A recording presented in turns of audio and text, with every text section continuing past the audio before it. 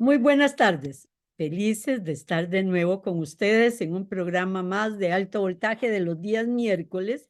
Eh, Fausto Amador Arrieta y quien les habla, Mimi Prado. Les recuerdo que pueden seguir este programa si se perdieron algún elemento a través del canal de YouTube Alto Voltaje Mimi Prado, aparece mi nombre de primero. Después de los atentados de Crocus City Hall, los analistas geopolíticos del mundo se dieron a la tarea de analizar a profundidad hasta dónde podía llegar este atentado terrorista tan enorme a afectar lo que estaba sucediendo en el momento. Preocupado sobre todo por cómo iba a responder Rusia, viendo la relación que tiene la guerra de Ucrania con el genocidio en Gaza, el armamentismo y el llamamiento militar que se está dando en Alemania, incluso el atentado de la embajada de Irán hecho por por Israel sobre la embajada de Irán en Siria. Pero además se dieron también los análisis militares más importantes, porque hemos de decir, nadie se creyó la versión inicial de que este era un ataque de ISIS. Con estos dos hechos y con la enorme volatilidad que hay en este momento en el mundo, cómo se está perfilando, encaminando hacia una guerra que ya se asemejaría a lo que es una guerra mundial, una confrontación mundial y que nos afectará a todos, es que estamos haciendo este programa. Debo decir que Faustos y yo también nos vamos a regir solo por los hechos, por las hipótesis más certeras, y ustedes van a oír, y posiblemente eso va a herir sensibilidades, información que no está en los medios de comunicación de colectiva más grandes. Pero pueden tener la seguridad de nada de lo que se está diciendo aquí no está respaldado de la manera más seria.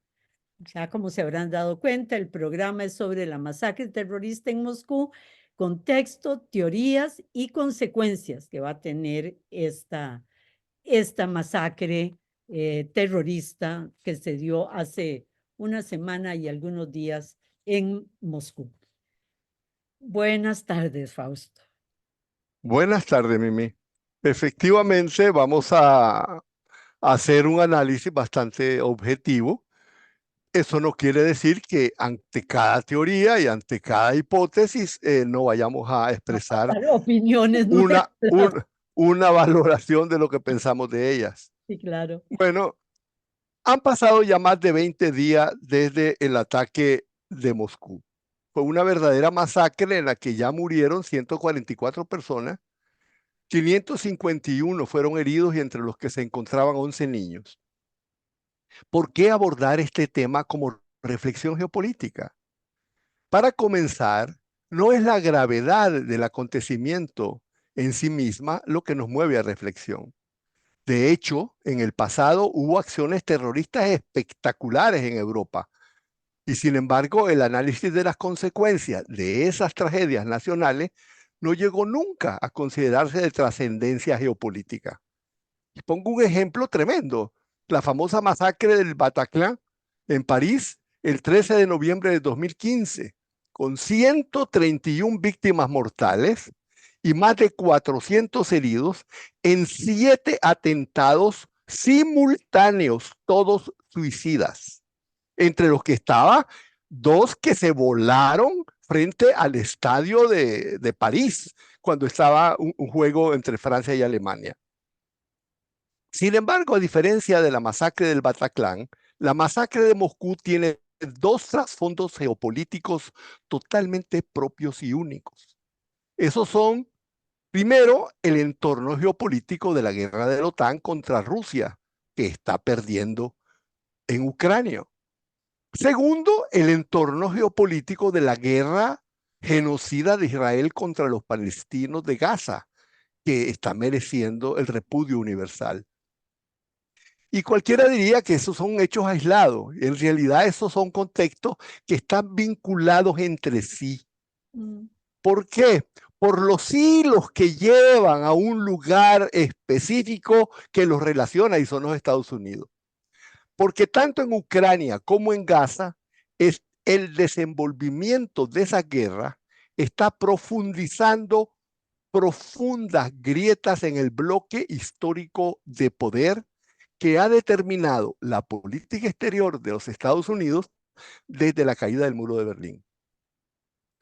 Hay que decir que el cuerpo ideológico del bloque histórico de poder de los Estados Unidos en política exterior, que normalmente le dicen neocon, neoconservadores, etcétera, está articulado por un auténtico enjambre de fuerzas mediáticas, industriales, financieras y religiosas, y tiene a la cabeza al mismo equipo dirigente que ha conducido la política exterior de los Estados Unidos desde finales de la Guerra Fría.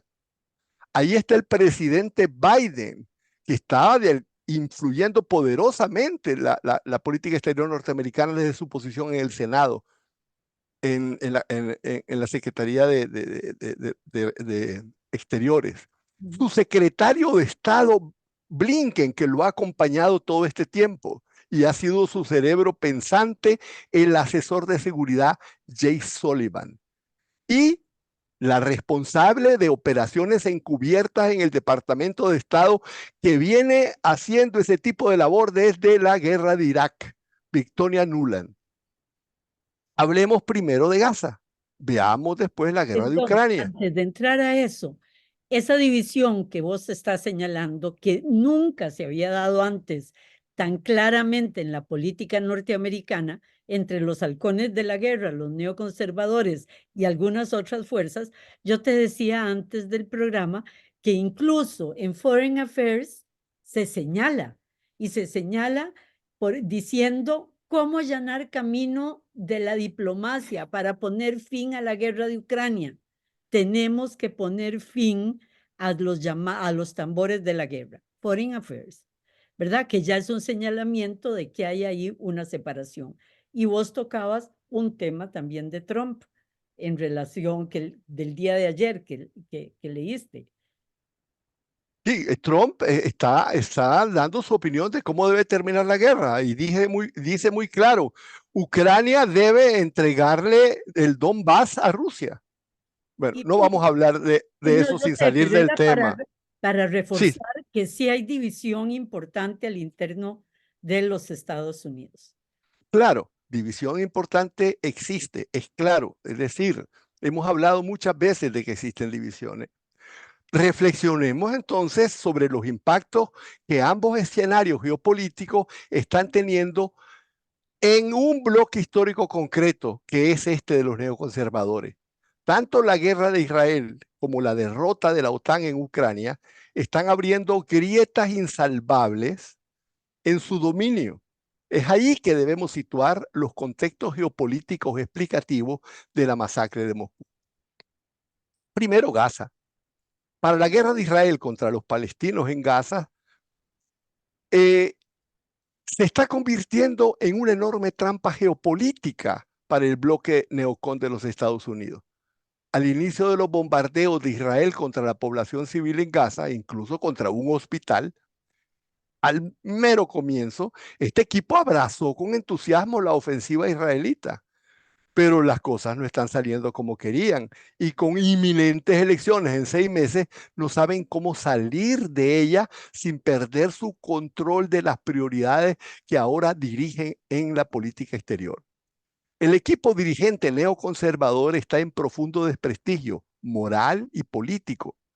Su liderazgo dejó al desnudo sus dobles estándares morales y su impotencia frente a Netanyahu ha sido algo escandaloso.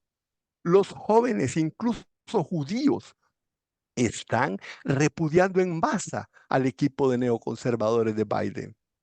Eso apunta hacia un quiebre interno en el bloque de poder de la política norteamericana. Mm. Está cobrando fuerza la comprensión de las formidables limitaciones industriales y financieras para implicarse en reglas variadas a gran escala en diferentes teatros. La bruja geopolítica norteamericana, por lo menos de una fuerza considerable, y Trump es quien está con toda su torpeza a la cabeza de semejante divergencia, porque está calibrando su azimut hacia un enfrentamiento de gran escala contra China. Y eso no es la agenda tradicional neoconservadora, porque la agenda tradicional neoconservadora tiene obsesión compulsiva contra Rusia. Y esa obsesión nació en los viejos teatros de la Guerra Fría, donde ellos, todos ellos, en especial Biden, formaron sus criterios políticos, Rusia y Oriente Medio. Pasemos ahora a ver el tema de la guerra de Ucrania.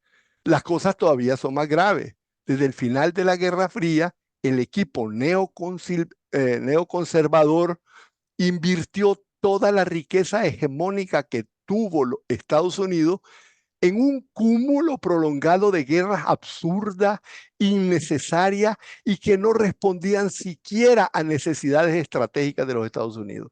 La lista es tan grande como enormes son sus fracasos y sus víctimas se cuentan por millones de seres humanos. Y las consecuencias para la estabilidad, porque todos los grupos terroristas nacieron en esas guerras, incluso financiados por ellos mismos, pero ¿verdad? Parte del terrorismo es resultado de esas guerras.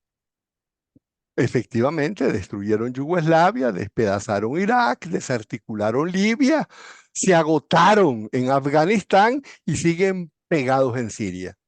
Ahora están en la inminencia en Ucrania de una derrota más catastrófica que ya no pueden realmente evitar.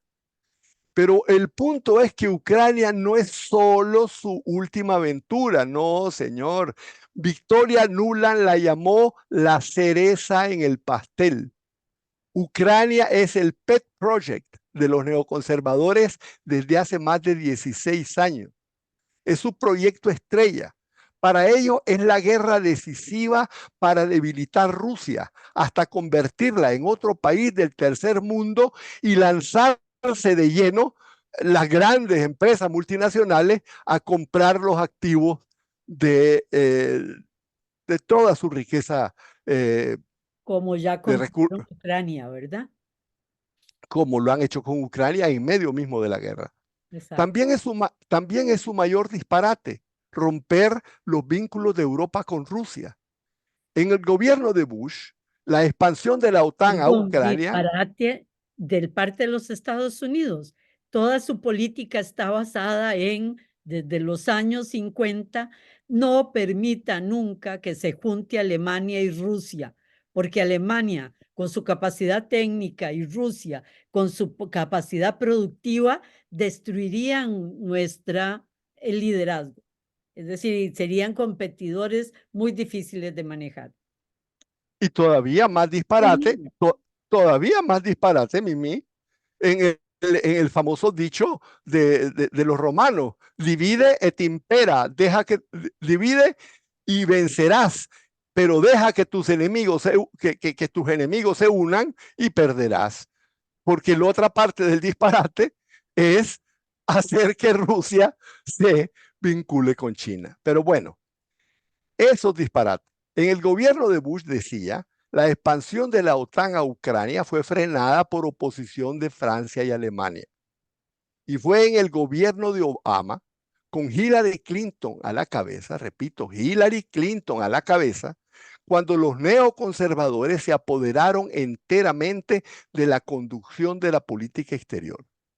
En 2013, Victoria Nuland se volvió subsecretaria de Estado para Europa y en 2014 se lanzó de lleno a organizar un golpe de Estado en Ucrania. El entonces vicepresidente de Obama, Biden, y sus asistentes personales, Blinken, actual secretario de Estado, y Sullivan, actual asesor de Seguridad Nacional, se involucraron personalmente Y así quedó publicado en una famosa grabación telefónica donde la Nuland le pregunta al que a su, el embajador le está preguntando que quiénes están de acuerdo con eso y el tipo le dice sí, están de acuerdo Biden y también Sullivan y Blinken, lo dice, quedó grabado. Y también Bueno, dice, ¿y qué hacemos con Europa? Que Europa se vaya al carajo. Pues otra así es, palabra, pero eso fue lo que dijo. Europa no importa. Lo que así es. importa es tener Ucrania y a través de Ucrania poder atacar. Hay un De, elemento que no te desvío, solo quería señalarlo. La enorme corrupción que se ha dado entre algunos miembros de familia Biden y grupo cercano y la enorme corrupción que hay en Ucrania. Eso también es un elemento ahí. no, es que se involucraron personalmente. La familia Biden se involucró directa y personalmente en las empresas de gasoductos ucranianos. Bueno, boicotearon los acuerdos de Minsk, bombardearon el Donbass y el gobierno, y se tiraron a crear el más formidable ejército de Europa. El gobierno de Trump, que representa otra corriente política en los Estados Unidos, prácticamente detuvo el proceso, pero luego perdió las elecciones y Biden, de presidente, la guerra contra Rusia se convirtió en la primera prioridad de política exterior. Dejaron a Afganistán tirado y se concentraron en Ucrania. Y ahora están perdiendo esa guerra. Y es precisamente el equipo neoconservador que se encuentra en la picota con unas elecciones que se le vienen encima. Con un Senado que no les aprueba los millones de dólares que necesitan para sostener al agonizante Ucrania, para darle oxígeno, ¿verdad? Es decir, Así es, lo que vos estás apuntando señala que es en Ucrania donde la división interna de Estados Unidos es más formidable y decisiva, porque como vos decías, es tan fuerte la corriente que está detrás que han logrado que en el Senado se bloquee la ayuda militar y financiera a Ucrania y lo han logrado contra toda la maquinaria de los medios de prensa dominante, que un día sí y otro día también se lanzan y condenan al Congreso para que apruebe esa ayuda, pero no lo están logrando. Y entonces los neoconservadores están en pánico. El frente ucraniano está a punto de desmoronarse y se necesita que se sostenga hasta las elecciones, si no sería una catástrofe que quebraría el bloque de poder que decide las prioridades antirrusas de los neoconservadores y haría repensar toda la política exterior de los Estados Unidos. y hay algunos, hay tanto de tontera, son viejos que se quedaron en la Guerra Fría, ¿verdad? Rusia no es el enemigo de Estados Unidos, pero bueno, ese es otro tema y no nos vamos a desviar. Bueno, entonces en esta situación es hora de acciones desesperadas y la mejor idea que han tenido es aumentar las provocaciones a Rusia hasta un punto tal que a Putin le sea imposible no responder de forma desmedida, porque eso crearía un entorno geopolítico que los medios de prensa dominantes aprovecharían para implantar la idea, y ya la están tratando de implantar, de una amenaza existencial para Europa.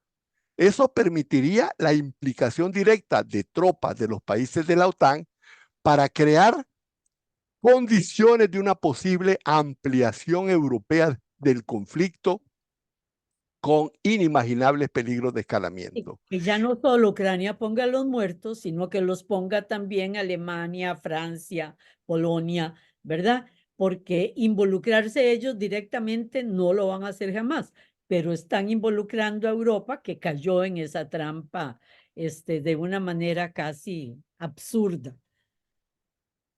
Bueno, es ahí donde es casi imposible considerar el atentado de Moscú como un hecho aislado y desligado de esta guerra.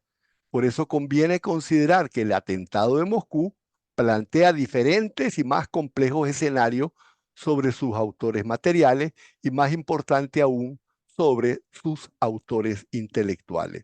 Cortamos acá. Comencé, no, tenemos todavía 2 minutos, por lo menos para avanzar un poco. Comencemos por el recuento de los hechos de la masacre de Moscú.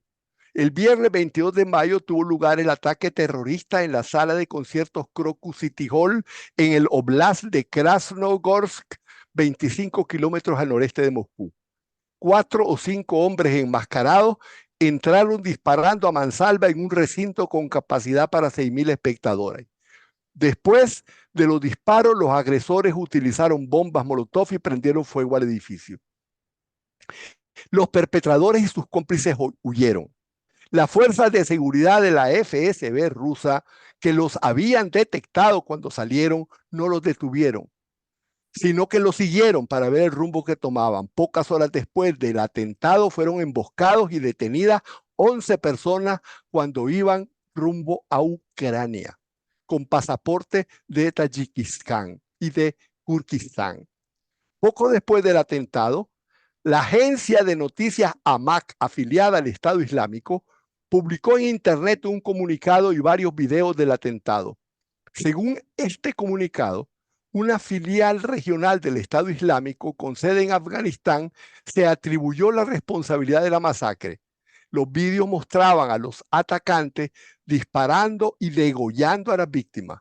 Los autores directos capturados resultaron ser efectivamente islamistas de Tayikistán y de Kirguistán. Yo creo que aquí podemos hacer un alto. Regresamos con ustedes en unos minutos. De vuelta con ustedes, nuestro programa de hoy, la masacre terrorista en Moscú, el contexto, las teorías y las consecuencias de este atentado. Había, Sí, Mimi. no, iba a decir que habíamos quedado en el recuento de lo que había sido la masacre, pero no habíamos llegado a lo dicho por Putin. Tienes toda la razón. Putin se tomó varias horas para hacer sus primeras declaraciones después de los atentados. Varias horas, muchas horas. El jefe de seguridad llegó inmediatamente, los bomberos, el alcalde de Moscú, en fin, todo el mundo estuvo ahí, pero Putin no aparecía. Varias horas. Pero cuando apareció, señaló la gravedad de los hechos. Yo lo oí entero, ¿verdad? Me costó un poquito. En ella señaló la gravedad de los hechos, encomió la labor de los cuerpos de socorro y agradeció las voces de solidaridad que recibió de todos los países amigos de Rusia y hizo un especial énfasis en todos los líderes de los países BRICS Ajá. BRICS Plus. En su elocución, Putin hizo la distinción entre ejecutores materiales y sus patrocinadores. Dijo que los autores materiales eran extremistas yihadistas islámicos y señaló que el Estado Islámico se había atribuido la autoría. Pero desde el punto de vista de su origen intelectual, señaló con detalles hacia dónde huían los actores y apuntó a una coautoría intelectual ucraniana. Señaló que más de 100 kilómetros adelante de donde fueron capturados, se había detectado que se estaba preparando una vía de escape hacia Ucrania y entonces los capturaron. Sin embargo, el principal énfasis de Putin fue un llamado a la unidad nacional, insinuó que el propósito más profundo de esos atentados, dijo, era dividir a los rusos, provocar disidencia, dijo, en la manera en que la dirección rusa está manejando la guerra. También dedicó un largo espacio, yo diría que un cuarto del tiempo de su alocución, para enfatizar el respeto a la comunidad musulmana de los territorios rusos y recordó con agradecimiento y emoción, dijo él, a los patriotas musulmanes que aportan el mayor peso de las fuerzas militares rusas en Ucrania. Hasta ahí las declaraciones de Putin. Va a ser un pequeño, siempre hemos dicho, y incluso Occidente siempre ha señalado la frialdad y el control de Putin como algo totalmente negativo, o sea, parte de su imagen de negativa, ¿verdad? Como líder autocrático. Y en medio de la guerra, ay, qué seguridad da esas características de la personalidad de Putin, ¿verdad? Que es todo lo contrario a la reacción del cowboy y de sacar el arma. Es decir, lograr hacer en este discurso cosas esenciales. Rusia no va a entrar a la provocación. Dos, calda el que ataca a un musulmán, son nuestros amigos y nuestros aliados. Tres, el BRICS es con quien podemos contar. Y cuatro, sabemos y vamos a llegar a averiguar quiénes realmente son y tomar ahí las acciones. Es decir, pensando en otros líderes que han tenido que responder a ataques de este tipo, a la flauta, que esa frialdad de Putin y esa seriedad de Putin en estos momentos de guerra dan seguridad. Bueno, Mimi, mira, hiciste un recuento totalmente preciso y detallado de cada uno de los aspectos fundamentales. Y sí, tienes razón, yo no voy a ahondar en ese tema. Esos son los hechos. Es hora de una valoración de las múltiples teorías conspirativas que circulan sobre los actores intelectuales. Mm. Lo primero en lo que coinciden los analistas es que tanto el ataque como las mismas reivindicaciones que se presentan como provenientes del Estado Islámico adolecen de lo que se podía llamar marcas distintivas de los ataques islamistas. Voy a mencionar algunos. El primero es que el grupo de base es una familia, un padre y sus dos hijos. Eso no es tremendamente atípico. A eso se añade la remuneración económica que los convierte en mercenarios, factor que contrasta con el típico militante fanático islamista Suicida. que actúa por convicción religiosa y no por dinero. El tercero es el propio distintivo reivindicativo, lo que sacaron, lo que mandaron a donde publicaron esto, es un logo, un formato y un contenido que no corresponden con las formas de las operaciones actuales de ISIS. Y lo último que voy a decir es la reacción de los organismos centrales de ISIS de Afganistán, que en la misma cadena AMAC publicaron que a ellos les habían contado que un grupo que dice ser nuestro hizo un atentado en Moscú. Muy extraña manera de reivindicar un atentado. Parece más bien un desmentido. Bueno, Ron Aledo, perdón, que es asesor de la CIA y además un militar que participó en todas las guerras del Cercano Oriente, señala que lo mismo que vos dijiste, ¿verdad? Es imposible que la metodología sea de ISIS. Pero además de lo que dijiste, señaló otro punto, que señaló los mismos que vos decís. Los árabes están en Ramadán. En Ramadán no ejecutan un acto terrorista. Están rezando y purificándose en las iglesias y en ayuno total. O sea, va en contra de las ay, creencias más serias del Ramadán. ay, Mimi, ay, Mimi, no sé cómo se me olvidó un elemento tan esencial. En medio de una celebración religiosa, los árabes son como los judíos. En el sábado no se hace nada. En el Ramadán se concentra todo el día en la adoración de Exacto. Y Mahoma. hay un extremo, hay gente que dice que Irán, analistas, no ha atacado a Israel por lo de la embajada en Damasco, por el Ramadán, y que hay que esperar hasta el miércoles, hoy, para ver si van a actuar o no. Hoy actuaron y dijeron que no iban a atacar siempre y cuando Israel hiciera una pausa en su agresión contra los palestinos. ¿Verdad? Pero el Ramadán cuenta.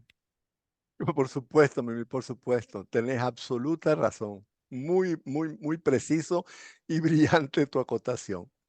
Bueno, hay otro elemento que descarta el terreno de que hubiera sido easy. El aparato de respaldo, movilización y logística que partió de entrenamiento en la misma Turquía, donde como resultado de los interrogatorios en Moscú se realizaron la destrucción de 2 campamentos, se capturaron 40 personas y se dice que ahí habían sido entrenados. Todos y estos otros elementos apuntan a pensar que este grupo de perpetradores, sean yihadistas o no sean yihadistas, no agotan el diseño tras bambalinas de los atentados. De ahí que la bandera que ostentaron del Estado Islámico puede ser una falsa bandera detrás de la cual se encuentra otra. Pero yo creo que hay una imagen mucho más linda para expresar esto. Yo tiendo a pensar que se trata de una matrioska, esa muñeca rusa de madera, dentro de la cual se encuentra otra muñeca y dentro de la cual se encuentra otra muñeca y vamos a tratar de sacar todas las matrioscas aquí. Por, Eso es lindísimo, Fausto, porque lo de falsa bandera lo utilizan absolutamente todos los analistas, que esto es un atentado de falsa bandera, si lo ven, ¿verdad? Y explican que es falsa bandera, es usar, poner la bandera de un país en un atentado cuando es otro el país que lo está ejecutando. Pero lo de la matriosca es lindísimo, porque de verdad es como una cebolla. Aquí cada vez que se hace un análisis aparece bingo, ¿verdad? Otra opción. así es, Mimi, así es. Efectivamente, a mí se me ocurrió que era además una imagen rusa, ¿verdad? que va muy a tono con lo que está ocurriendo. Veamos entonces las distintas teorías conspirativas que han salido, comenzando por las más absurdas hasta llegar a las más probables. Pero una cosa tengo que decir. Curiosamente, todas las teorías apuntan como destino proyectado a un mismo objetivo: el recrudecimiento espectacular, irresoluto, irracional y salvaje de la guerra de Ucrania. Todas las imágenes, todas las teorías y todas las matriuscas apuntan a lo mismo. Bueno, Obligar a comencemos a ver. Rusia a atacar de tal manera que obligue a la OTAN a entrar en el conflicto. Es decir, Así es es. agudizar, así de simple. Rusia ataca de tal forma que OTAN tiene que entrar y ya para eso estaba listo Macron, ¿verdad? En primera línea y de esa manera se logra lo que los neocon querían, el conflicto total en esa zona.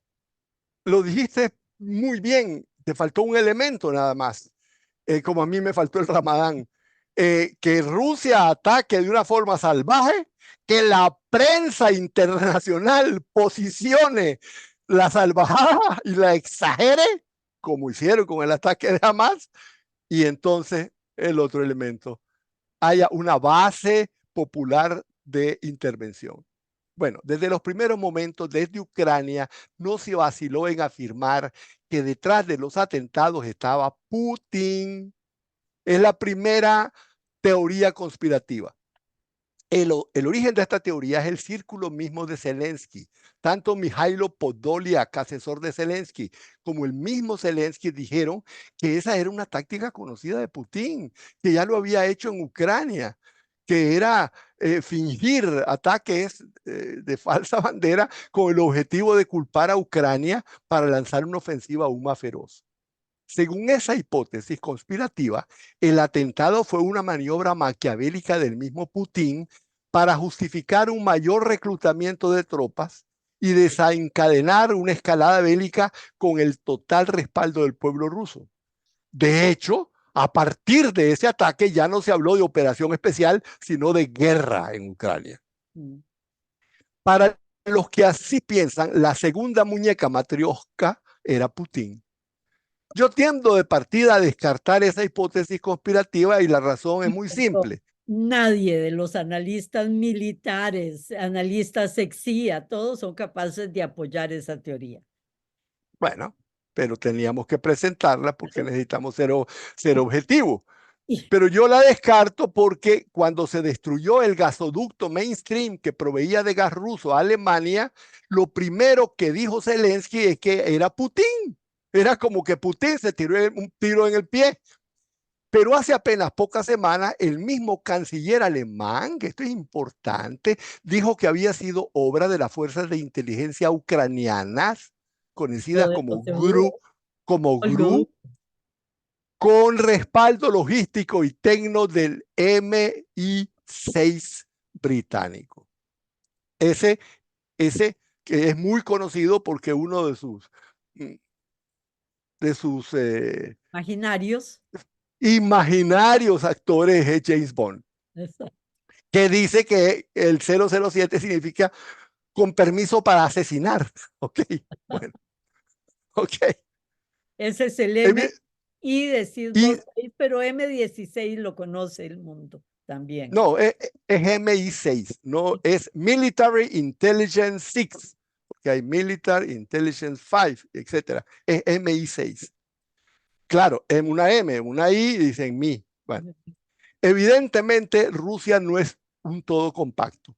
Ningún país lo es. Probablemente ni siquiera ningún gobierno. Existen siempre fracciones que preferirían otra forma de hacer las cosas. Son las grietas en los bloques históricos que mencionamos ya cuando hablamos de los Estados Unidos. Por eso, siguiendo ese razonamiento de grietas en el poder, otros analistas más acuciosos apuntan a la segunda teoría conspirativa. Dicen que los actores intelectuales son sectores ultranacionalistas rusos que están detrás del atentado. Se basan para decirlo en el hecho conocido de que existen descontentos que se han hecho públicos por la prensa, por la televisión y por la radio rusa desde que comenzó la operación especial o la guerra, que han estado criticando la lentitud y parsimonia de Putin en la conducción de la guerra y que quieren forzarle la mano a una escalada aún más agresiva y contundente. Este sector existe y está criticando a Putin desde 2014 y Y quiero perdón, y pide enfatizarlo. la guerra con Europa también, no les importa la guerra con Europa. O sea, es así que los que quieren quitar a Putin piensen que puede llegar este grupo al gobierno.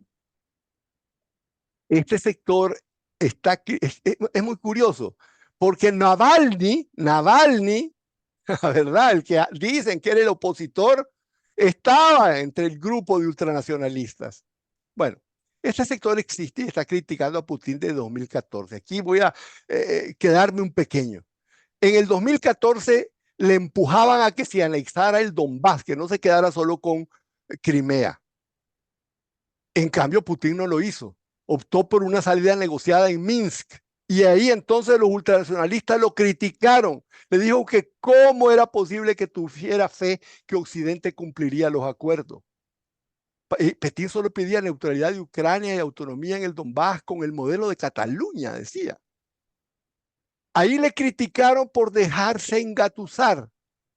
Y ahora todos los garantes europeos revelaron después, ahorita, hace poco, el año pasado, Que lo que habían estaban hecho para simplemente engañar a Putin y para ganar engañar a tiempo. Putin. Para engañar Eso a dijo Putin. la Merkel. Engañamos a No, Putin y ganamos lo, lo, tiempo. di- lo dijo Sarkozy y lo dijo Hollande. O Holanda. sea, todos lo dijeron. También se supone que hubo crítica de Putin por dejarse engatusar cuando aceptó los acuerdos de Estambul, que de hecho resultó que estaban hechos para que se retirara el asedio de Kiev. Y cuando las tropas rusas se retiraron, los acuerdos fueron tirados al basurero. Bueno, yo voy a añadir que de hecho hay que ponerle cuidado al primer discurso de Putin después del atentado. Yo estimo que es a estos sectores ultranacionalistas a los que se dirige Putin, sin mencionarlo, cuando dice y advierte que la unidad nacional de acción no será afectada. Lo dijo con esa palabra, la unidad rusa no será afectada. Y añadió, la conducción de la guerra seguirá con el programa que hemos señalado. Bueno, yo tiendo a descartar esta hipótesis conspirativa por la razón política fundamental de que después del levantamiento de Prigozhin del grupo Wagner, la conducción que Putin ha llevado de la guerra ha tenido un formidable éxito, con un mínimo de víctimas civiles. Es notorio que en todos los años de guerra en Ucrania han muerto exactamente 100 veces menos civiles que en Gaza en 6 meses. Esa es la cifra oficial que ya dijo el gobierno ucraniano. 100 veces menos niños han sido víctimas colaterales. Catherine Galácteros, no yo, habla incluso de ejemplaridad civilizatoria de Putin en la conducción de la guerra por el bajísimo número de bajas civiles que ha tenido lugar, que es el menor número desde que han habido guerras después de la caída del muro de Berlín. Además, después de la rebelión de Prigozhin, quedaron al descubierto todos los ultranacionalistas que lo alentaron. Y no existe ni siquiera vocalmente nadie que se oponga a la forma actual de conducción de una guerra que está preservando la mayor cantidad de vidas militares rusas. Sí, es Bueno, como si el objetivo general fuera la guerra, pero sin tocar civiles. ¿Cómo hacerla? ¿Verdad? Es decir, que es también un aprendizaje del ejército ruso en esa línea. así es, efectivamente. Y de hecho, apenas en estos días, en el ataque a Kharkov, el gobierno ucraniano dijo que se quedara la población civil en Kharkov y se detuvieron los bombardeos. ¿Okay? La primera sería que la segunda muñeca matriosca detrás de los atentados sería Zelensky o el gobierno de Ucrania, pero es bastante disparatado que algún segmento de gobierno de Ucrania estuviera de forma autónoma implicada en el atentado. Un artículo reciente del Washington Post titula "Sin salida a una guerra que empeora, las opciones de Zelensky parecen malas o peores". En esas condiciones es muy difícil concebir que un gobierno en total reculada tenga al mismo tiempo posibilidad de montar una operación que probablemente necesitó mucho tiempo en ser concebida, articulada y ejecutada. ¿Cómo estamos de tiempo, Fausto? 20 minutos. Pero Bueno, existe perfecta claridad que la única forma de alargar esa guerra que está perdida sería encontrar un disparador que justificara, por lo menos a nivel comunicativo, la necesidad de abierta intervención directa de la OTAN, que es lo que vos estabas señalando. Disparadores de mecanismos de intervención no han sido difíciles de encontrar y siempre han sido utilizados. En la guerra del Vietnam pusieron como pretexto que un barquito de madera había atacado a un acorazado norteamericano. Unas fotitos indescifrables y un frasquito que presentó el general Powell como si fuera Anthrax fue suficiente para intervenir y destruir Irak. Ahora, ante una guerra que la OTAN tiene irremediablemente perdida, ante una Ucrania sin municiones, bueno, es fácil encontrar la necesidad de un disparador y ese disparador sería un masivo, descontrolado y desproporcionado ataque de Rusia. Entonces, la primer matriosca, la más visible, serían los ejecutores islamistas, que ponen la cara de ISIS como responsable de los atentados. La segunda matriosca serían los cuerpos ucranianos de seguridad y operaciones descubiertas de Ucrania. Desde 2015, el batallón neonazi Azov recluta disidentes rusos entre los que se encuentran extremistas musulmanes. Cualquiera puede encontrar en CNN, yo lo busqué, se pone simplemente Ucrania, Sudán, y se va a encontrar noticias recientes de fuerzas ucranianas combatiendo al lado de milicias islámicas en Sudán. Actualmente, Mimi. Por otra parte, desde la época cuando la Unión Soviética intervino en Afganistán, se crearon lazos muy cerca. Por eso, la hipótesis más cercana es que la tercera matriosca sería el M16, el MI6, Servicio Secreto Británico especialista en operaciones descubiertas, que sería el responsable de la construcción a partir de cero de los cuerpos de seguridad ucranianos. vuelvo a Y Roma, detrás, y perdón. detrás de esa última matriosca está un otra, por supuesto, la CIA, con la que el MI6 lo coordina todo. Y con esto llegamos a los mismos Estados Unidos, donde ya hemos discutido los intereses neoconservadores. Y En cuando, este punto, ajá, digo que en este punto hemos llegado al final, pues, pero quiero decir que me queda a la solo un compro... segundito para decir que en estos análisis oyendo a un Ron Aledo, por ejemplo, ex CIA y ex militar en Oriente, que te dice, ese es lo más seguro, es esta última matriosca señalada por vos. Y Incluso antes de la CIA Mimi, tiene que ser el MI6 porque ellos son los que usan la falsa bandera y los que usan a civiles. La CIA no es parte de sus acciones. Lo puede haber aprobado, pero es más, todo señala más al MI6. el MI6 probablemente lo hizo porque fue el que entrenó a la GRU y es el que la dirige. Pero voy a decir la última cosa. A la comprobación de la existencia de esta última matriosca se unen las declaraciones de Victoria Nuland el 1 de febrero de este año. Justo antes de renunciar, le advirtió a Putin en Kiev que se preparara a lindas sorpresas que le estaban preparando. Perdón, Y y aquí las llegamos. declaraciones del jefe de servicio secreto de Ucrania, que antes de este atentado había dicho, todos los atentados terroristas que están pasando en Rusia los hacemos nosotros. Palabras de él, ¿verdad? Que publicaron los medios en una entrevista. Llegamos así al Bueno, final de este programa. Nos queda Gaza, posiblemente para la semana entrante. Y agradecemos que nos hayan seguido. Buenas tardes a todos. buenas tardes, Mimi.